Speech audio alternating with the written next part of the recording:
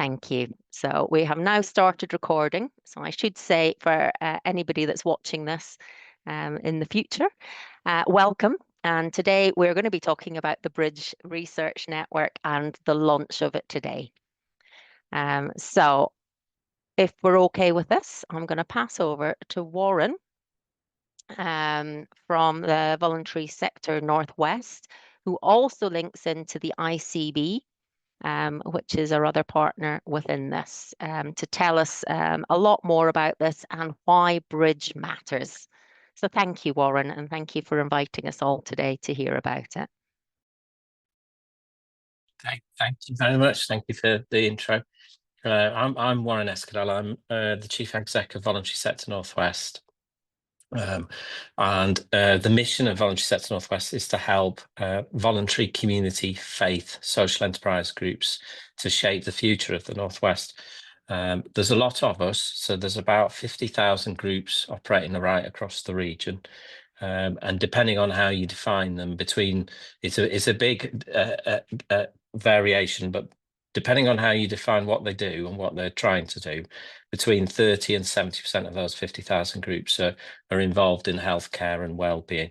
So I'm pretty sure that most people know of the big ones like Children's Society, Alzheimer's, Cancer Research UK. But the bulk of the sector is very small. It has an income of naught to £10,000 at the most, and that makes up about 70 to 80% of the sector. They have no paid staff. They're entirely voluntary run. They're entirely of their community, whatever they define their community as, and they're quite small. So there's a huge gap between the big organisations in the sector and the smaller ones, and how they might get involved in research. When we began, I think we were conscious as part of engaging communities and voluntary sector organisations that there's a huge gap in kind of the parity between these different worlds, and it's a very challenging thing to try and bring together. I was going to say two of the most misunderstood and hard to understand worlds in terms of academia, and then in terms of the voluntary and community faith and social enterprise sector. We're not easy to understand, either of us, I don't think, when we have our own institutions, networks, hierarchies, etc., etc. And then you throw over the top of that something like health and care and the NHS world, and you've created something where I'm surprised that there's ever any partnerships developed at all. So what we wanted to do was to move away from kind of, one researcher found one group by accident, and one group by accident found one researcher that was interested in the thing they were interested in, and create a way of trying to scale this up so it was more reflective of the numbers of groups I've spoken of operating across the Northwest, and make it much easier. Frankie came up with the word bridge, but I think that is the point of Bridge, is to bridge those two worlds, particularly in the health and care research frame, and make sure it works. I've been really impressed with the Greater Manchester Charter for engagement and about some of the principles they've thought through. It's very easy for some of the goals and ambitions of health and care research to get missed, and to misunderstand how one person takes part and one person drives a piece of work. So it was really nice to see that there's a set of respect principles being developed in Greater Manchester, which I'm hoping we can steal and make something very much a Northwest thing. And I'm hoping no one objects to stealing principles of respect, as paradoxical as that might be. So I'm hoping that this platform creates ways for us to understand each other and create easier ways for us to network in each other's worlds. It came out of an understanding that we need to increase participation of seldom heard communities in research, that we need to support development of inclusive research practices. And for me, the building block is that these aren't one-off touch moments whereby we get what we want from each other, but we work out a way to create sustainable partnerships. And Frankie's done so much to make that a groundwork piece of what she's trying to develop in the platform. I'm always very suspicious when something is an online platform, particularly when working with the voluntary and community sector and understanding. So I don't see this as the right, let's launch this and it'll all come true and it'll all happen. I'll never need to worry about lack of inclusion or engagement between our two worlds. I think this is the beginning of how we begin to scale things up, how we have something that we can wrap around different research programs, different calls for capacity building across the Northwest and nationally. So things like some of the research engagement network programs, things like the commercial RENs that have been tested but not come through, and then some of the other mass programs around research and inclusion. What we need to get to in one of my big difficulties is working across the Northwest with NHS leaders, is understanding each other's worlds in a much more fundamental way. And it feels like, yes, this is our problem in terms of health and care research today, but tomorrow it's part of a way of building a better relationship between our two worlds, where we have a better health and care system that better understands the nuances of individuals, different communities and different identities. And that's the kind of NHS we need to be building. So we won't answer all of that through this, but I think in the launch of this piece of work that Frankie's put so much effort and time into, a lot of engagement, talking to people, we've got the beginnings, and I say beginnings, of a building block for something whereby we can drive changes. I think there's a phrase about America, isn't it? We're divided by a common language. It feels like our two worlds are divided by a common set of ambitions. We want to make things better. We want to improve things. We want to create something that's more than what we started with. And that's very much the remit of all academia, of all voluntary and community sector groups and faith organisations that operate. They want to start with something and improve it for the people they care about most. And I think that's the common set of ambitions that Bridge gives us a starting what I'm going to mix metaphors now, but a starting step or starting stone for how we move forward. So I think that's the high level nonsense from me, Frankie. I hope that was useful to everyone, but that's kind of where I see this fitting in. It's a starting point for how we change things around partnerships in health and care and make it easier to know who's doing what and who's interested in the same things I am, even if they're coming at it from a different perspective. I hope that's useful. I'll stop muttering on there. That's great. Thanks, Warren. And really insightful to see the thoughts on that, and acknowledge that it's the beginning. It's not something that will be static. Just like the whole purpose of research, it will hopefully grow with the community it's there to support. So thank you. Frankie, did you want to share the walkthrough of the bridge with people now? Have you got that ready to share? Excellent. It's been pre-recorded so that we don't have any blips with the IT. So hopefully this is going to work. Welcome to the Bridge Research Network, a new collaborative space bringing together the voluntary, community, faith and social enterprise sector, academic researchers and strategic partners across the Northwest. Bridge stands for Bridging Research Initiatives for Diverse Grassroots Engagement, and it's designed to make it easier for everyone in our health and care research space to connect, share ideas and work together on inclusive research that truly reflects our communities. This is our partner directory. Each partner appears as a profile bubble. You can hover over and click to see who they are, what they do, and how you might collaborate.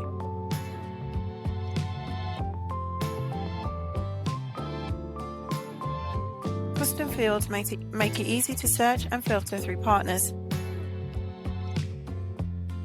When you first log into Bridge, you'll see the Bridge welcome space.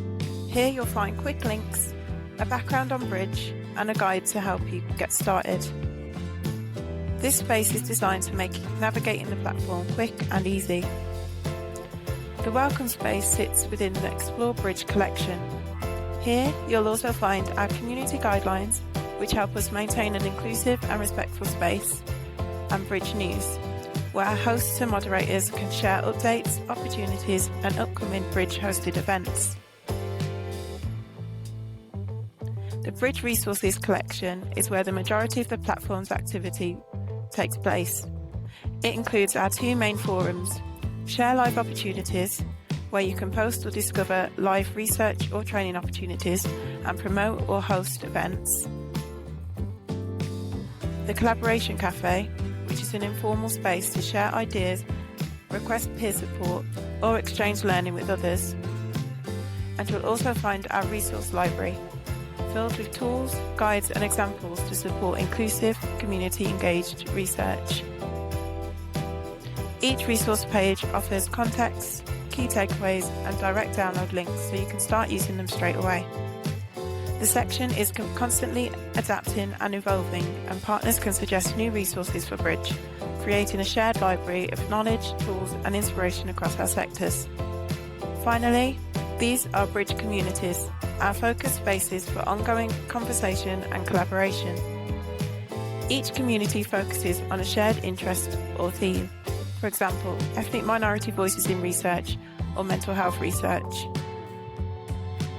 You can join discussions, shape a work, ask questions, or co-develop ideas with others working on similar challenges.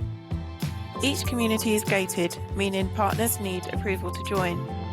This helps us keep discussions secure, focused, and relevant to those with genuine interest in the topic. By joining Bridge, you're helping to bridge the gap between knowledge and lived experience, between institutions and communities, and between ideas and real-world change. So please explore, connect, and contribute. Together, we can make research more meaningful, accessible, and representative of the Northwest's diverse communities. That's excellent. Thank you for sharing the premiere of that video. I'm going to pause there. Has anybody got any questions about it so far? Have we got anything? In that case, you know, we can leap into actually the nuts and bolts of it. The platform is there, it's been updated, it's got a lot of resources on it, which we hope to be adding to and keeping things up to date. As you can see, we can add events. So there's other events added on, but you've all accessed this event through it.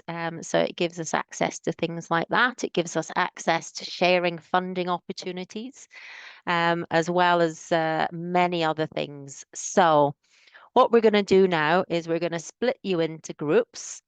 We're going to give you 15 minutes, I think we've put aside for conversations. Oh no, 30 minutes. I do apologize. We're going to give you half an hour to get into groups and to discuss this. We have got a platform for you to record your thoughts on it in your discussion groups, which I know Frankie shared at the beginning, but hopefully she can share it again for everybody to access it in a minute. And I'll need somebody from each group to volunteer to capture the thoughts on the whiteboard that we're going to share. So what we really want you to think about is, how do we make this inclusive, and how do we help it support inclusive participatory research? What would make it easier for communities and researchers to connect? And from your own perspectives, what would make this platform most useful to you? If you could all give me your top messages, maybe top 2 things that your group came up with during the conversation. It might be quite difficult to summarize, it's so small, but so we've got a chance to get around everybody, that would be great. The other thing we're going to need to remember is who was in which group. So in group 1, have we got somebody that is willing to share with us a couple of the thoughts that they had? I thought 30 minutes would take a really long time, but it seemed to go really quickly, and I can see that everybody was still very much writing things. So keep going in the background, and it will be open afterwards for anybody else to add to. So have we got anybody from group 1 willing to share? I can do group one because I was trying to write some notes for us. To be honest, my internet connection doesn't like using the whiteboard at the same time as having Zoom, and yeah. Okay, yes, too much going on. I don't think you're alone with with that, with the tech today. So thanks, Chesney. So we were all from organizations. We didn't actually have I don't know, say like an individual volunteer or something there. So we discussed about how building those connections in the first time place takes a lot of time. And so we like the idea of this as like a one-stop shop to as an easy way kind of to build those connections and or to find them easier. Um, we discussed quite a bit as well, though, about how, especially from, say, a voluntary organisation side, there is like a cost to using time from that organisation to take part in research and set up these things and stuff like that. So there was a little bit of discussion about we're not quite sure how that will work through Bridge, and hopefully Bridge will make it easier still, but it still involves people investing in it, and so how do you build that trust first of all so that people are willing to invest in it. We also had a bit of discussion about how at the moment it's the platform, this sounds really cynical, but it's not super accessible itself because you have to sign up to actually see anything. So some of the academics I shared it with, they were really skeptical of that. And so I think that reaching those hard to reach people are going to find it really inaccessible currently. And so there may be a landing page or something with maybe that video that you shared earlier right on it to kind of encourage people, this is a trustworthy source, do sign up, and then you can see more about what we have to offer. That's great. A really good feedback on that. So thank you. And it's really interesting to hear when you've been talking about it, what other people have said back to you on that. So thank you for sharing that.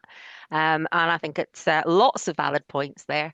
I think the time and the reimbursement and the trust and the fact that it does take investment building up trusting relationships, I think, and how can you do that on a platform? They're all very good questions.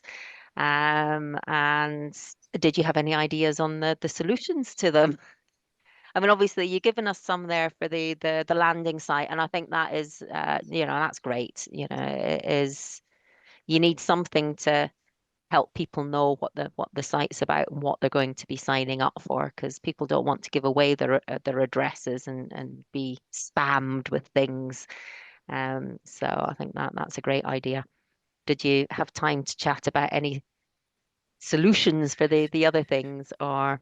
I think so far we spoke about how we've already been kind of doing it via word of mouth, and that like word of mouth was kind of our go-to before this site. So if we can get our colleagues on board that they sign up, obviously you have kind of the badge thing of like the more people that sign up, you get like badges for it and stuff like that. So if the more people that seem to use the platform, the more trustworthy it's going to look.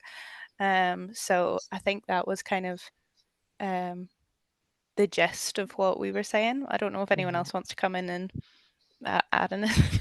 Yes, I know that the some of the issues there that you've mentioned are repeated throughout the groups. So, does any of the other group, would that lead on in the conversation with any of the other groups?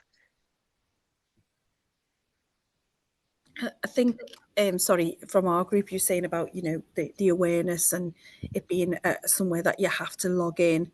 And we talked about, that kind of, I talked about that kind of almost that prompt into an inbox. You don't want to be spamming people. I know you've just touched on that, but how do you keep that kind of, that waved and that kind of tickle to say, I'm here, I can be used, do log on and see all the exciting stuff that's happening. So it is very much that kind of continuous awareness raising of the resource that's available to people.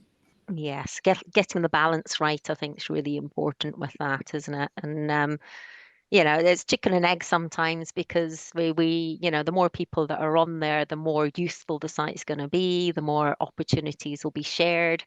But if there isn't anything new happening on it, it will just fade, won't it? You know, you'll be like, oh, there hasn't been anything new for a couple of weeks, and then you kind of forget about it and life takes over. So yes, it's getting that balance right and those nudges, absolutely.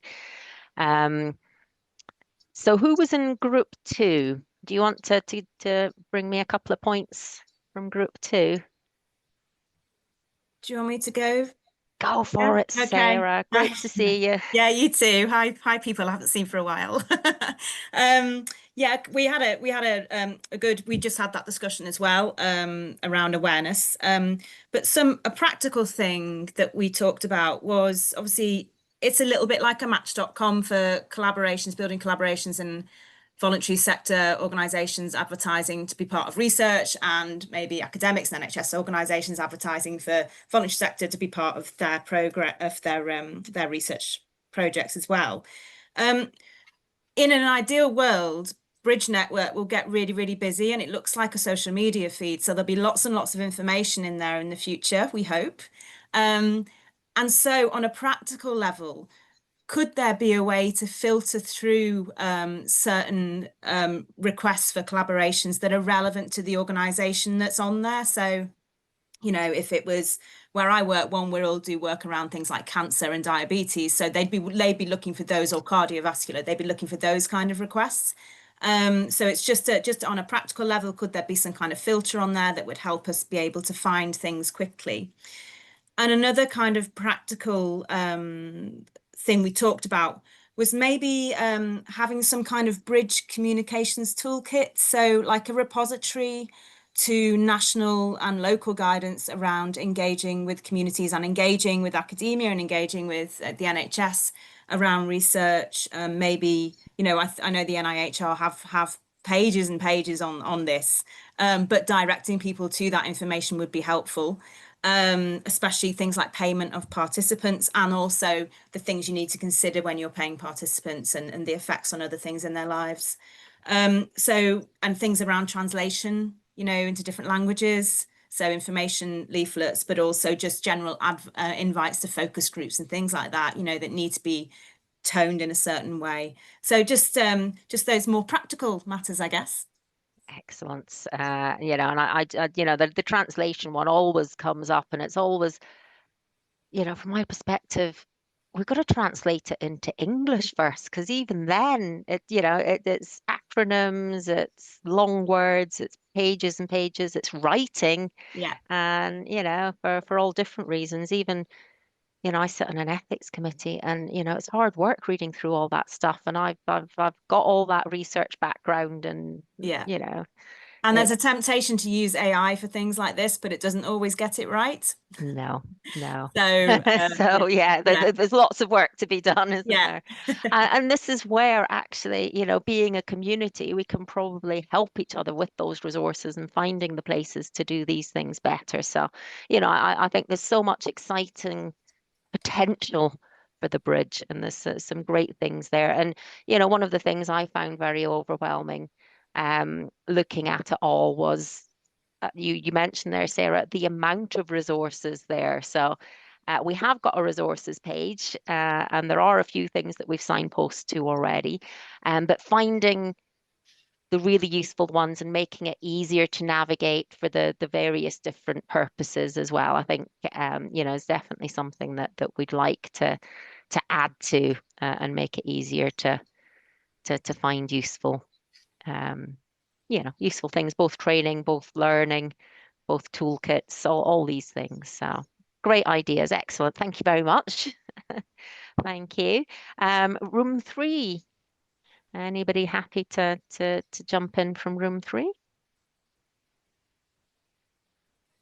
I can say a little bit if you want. I think we were in room 3, were we? Is that right, Warren? Yeah, I think so. Go, Imogen, Yeah. and then I'm happy to add on. But you some of the points have already been made, so I won't make those again. We talked quite a lot about all that kind of tools and guidance and practical stuff. I guess one of the points we were talking about, I was talking about, we were talking about, was around sort of independent researchers, because there was a couple in our group of us who are sort of independent freelance type status, I guess, and obviously it's quite a different relationship, or we work in quite a different way to academic researchers. So unfortunately, we don't necessarily have that sort of relationship where we can find out what topics local community groups want to research and then go off and try and get the funding for them. We're trying to respond to invitations to tender from strategic organisations like local authorities and perhaps the NHS. And I guess in that situation, we were talking about how challenging it can be to sort of do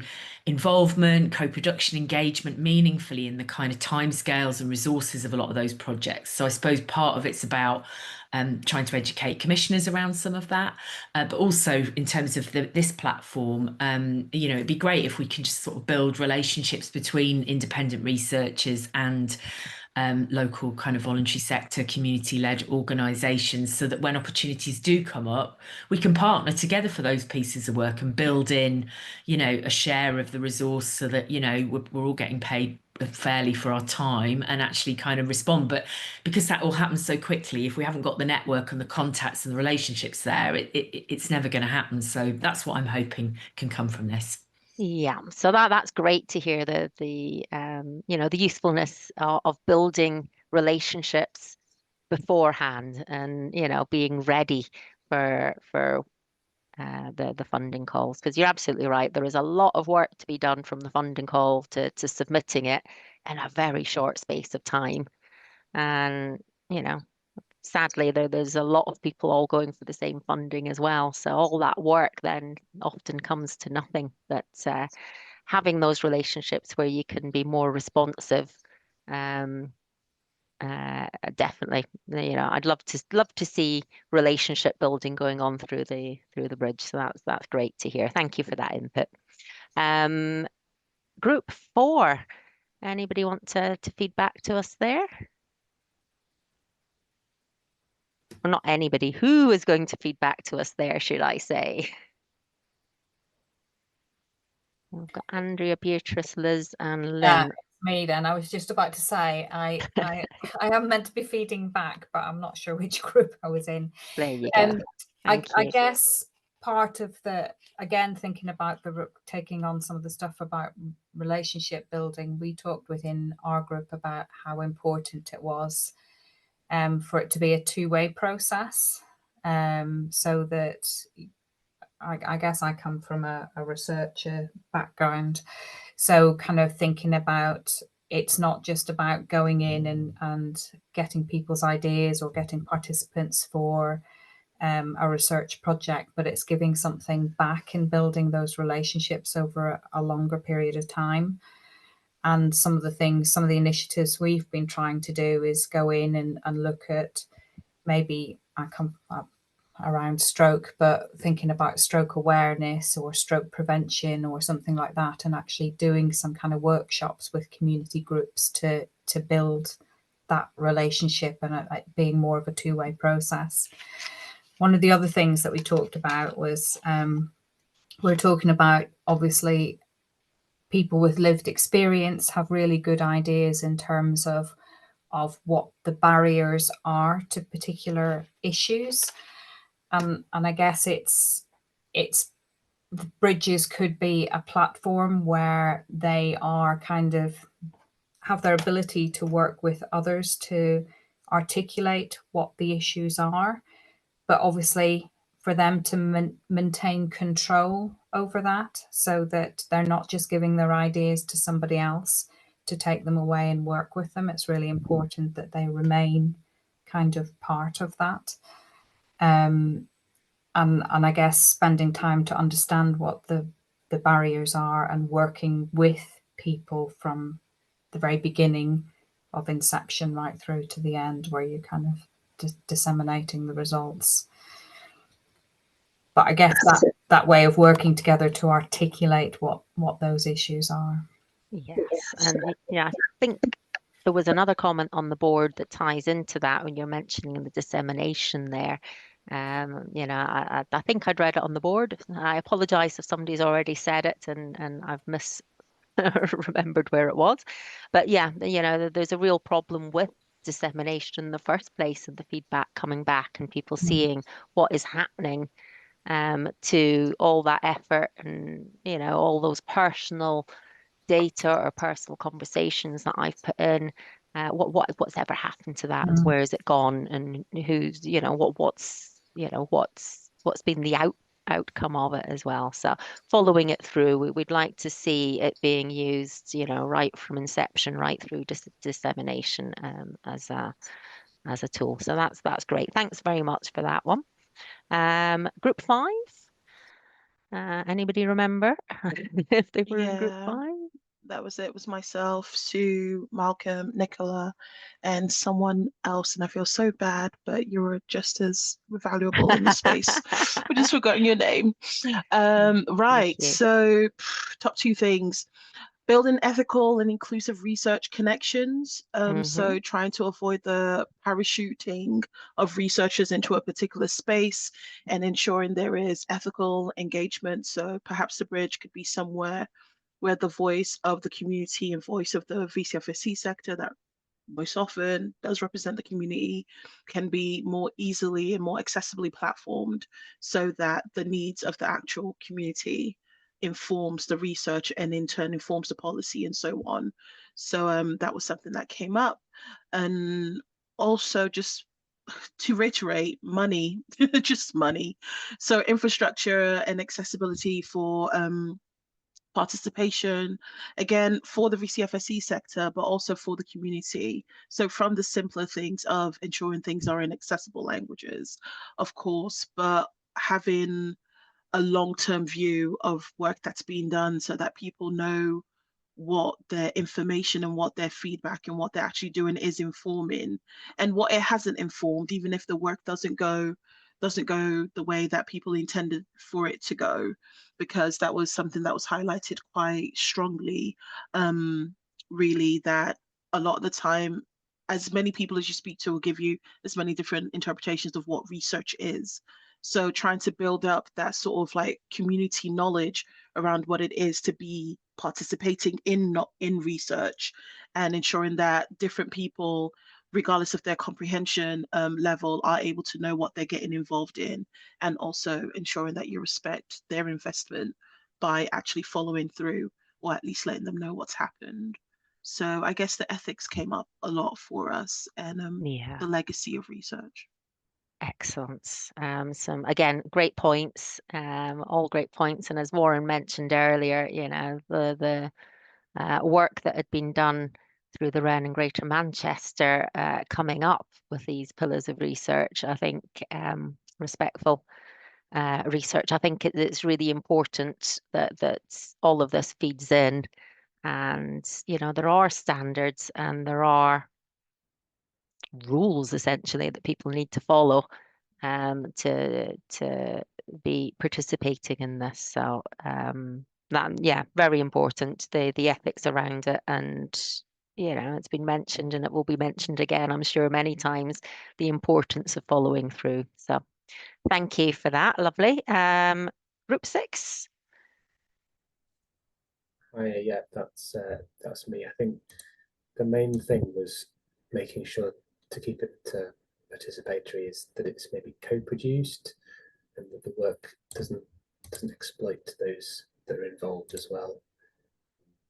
Making sure that keep aware of things like trauma that people might have experienced, or their own financial circumstances, which leads me to the main point really of breaking down barriers to taking part in research, and maybe removing a stigma of being part of a certain community or having had a certain experience. So that means you wouldn't want to come forward. So the way that the research is phrased means you want to take part, rather than saying, well, if I take part in this research, I'm part of something that's maybe a bit negative, or brings back negative feelings.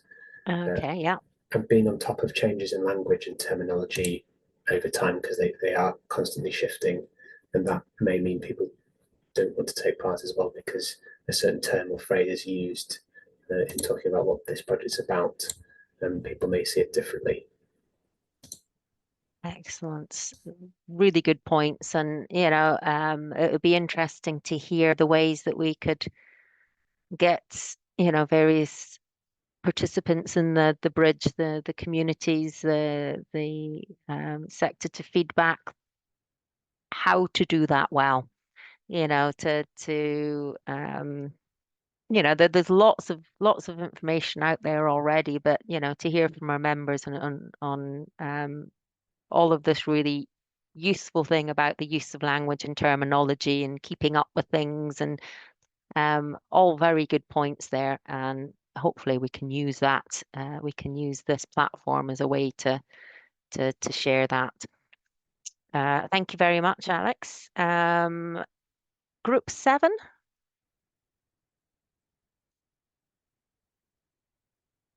As a reminder, let me see, who have we got in group 7? We had Emily and Jill and Christina and Silas and Yen, I think.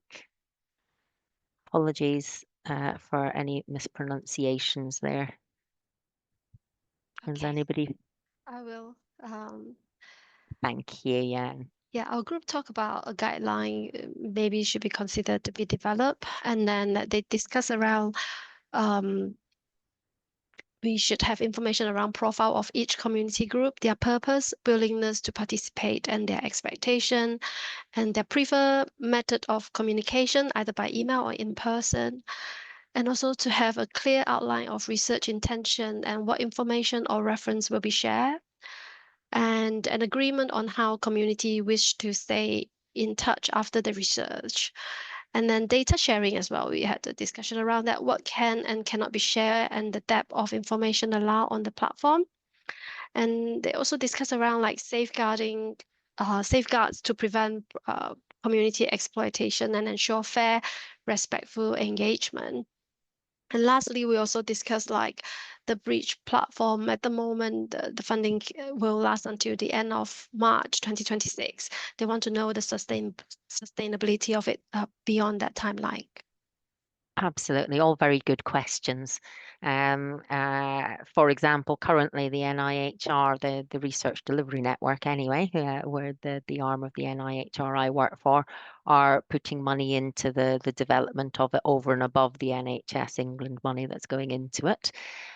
So yes, I mean, these are things that we're working on to ensure that it is a valuable resource and that we can sustain it, but I haven't got the answer to that one exactly for you right at this point, but it is a really, really important question. And you know that there's no point building something that then falls flat in its face when people have started investing their time and resources into it. So yes, it is you know, a very good point.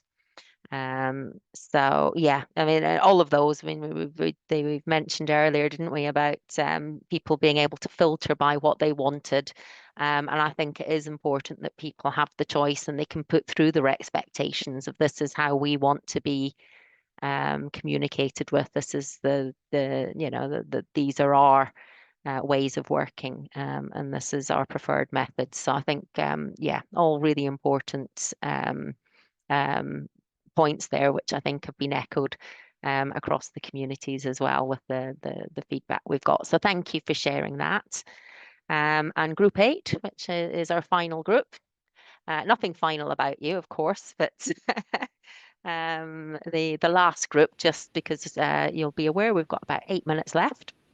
So we shall hear what key points you thought you wanted to share as well. So if we haven't picked you on already, it's your group, but just as a reminder, it's Anna, Emily, Cassie, Lisa and Lorna. I think Lisa's already fed back on no, my apologies, I came in before my time and I do apologize. Well, no, you didn't. I asked if any other groups had anything relevant to that comment. And then I thought, after that, I thought, you know what, we're going to be here till like 3:30 if I do that after everyone, am I? So I apologize that no other groups had the opportunity to jump in and comment on the other group ones after that. Thanks, Lisa.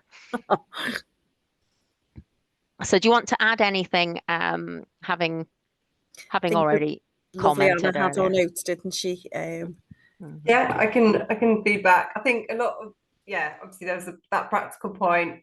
We also had a discussion about the kind of challenges in places where there are no kind of there are no universities, research institutions, and those wanting to engage not kind of being rooted in the place. So maybe the platform being a useful way of facilitating some of the horizon scanning of like what's already happening. So if research can't be place-based, people can see what else is going on through that. Kind of maximising the fact that it is on a northwest footprint. We also discussed around what's in it for us in terms of for VCFSE groups. So the point was raised around the platform potentially being somewhere to host an evidence base, something which is more of an offer that can help VCFSE organisations in funding bids as well. And it being that kind of two-way offers and asks place. That's great to hear, because I think it really is important that there is something in it for everybody. And knowing what might be useful is really important as well. So you've just come up with a couple of really good examples there. And, again, I've certainly had discussions around the importance of sharing the evidence and signposting where you can find that too. So having evidence bases for people, absolutely. That's great.